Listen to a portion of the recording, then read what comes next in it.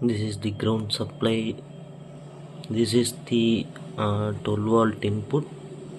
This is a 12 volt input which is given as a ACC. These area are for speaker connection, which is this is a plus, this is a minus. I have been given. Then at the power supply, you need to connect. You need to sort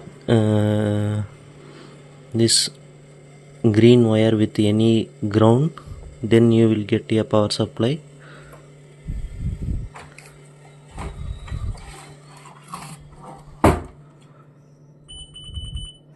And this is the interface. That's it.